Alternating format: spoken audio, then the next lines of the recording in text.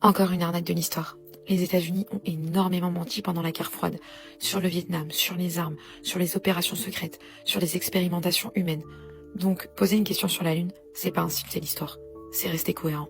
Ensuite, il y a cette histoire troublante. La NASA affirme avoir détruit ou perdu environ 3000 bobines d'archives originales des missions Apollo.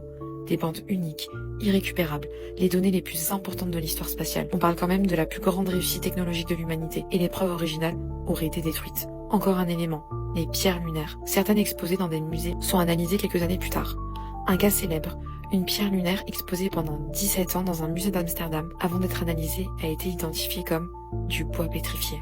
Et autre exemple souvent cité, c'est la grosse Beretta, une pierre censée venir de la Lune, analysée comme finalement d'origine terrestre. Alors on te dira, oui, mais ce sont des erreurs isolées.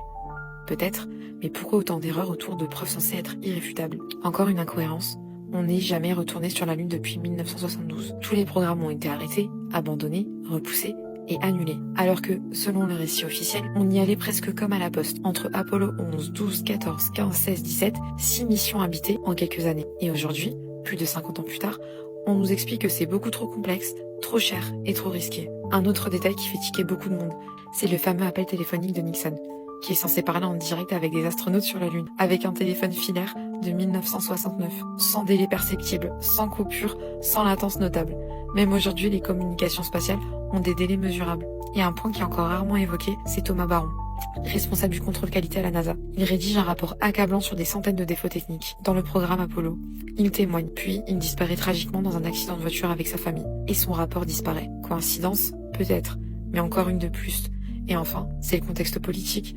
Faut pas oublier que c'est John Kennedy qui avait lancé le projet Apollo en pleine guerre froide. Pas comme un projet scientifique, mais comme un défi politique. Beaucoup savaient que c'était irréalisable. Son seul objectif, c'était de battre l'URSS, montrer la supériorité américaine, coûte que coûte. Et si on avait choisi la mise en scène plutôt que la vérité? Il y a trop d'éléments étranges pour interdire le doute. Et dans l'histoire, chaque fois qu'on a interdit de poser une question, ce n'était jamais pour protéger la vérité. Pose-toi la question calmement, sans émotion, sans croyance. Et demande-toi, est-ce que tu sais ou est-ce que tu crois?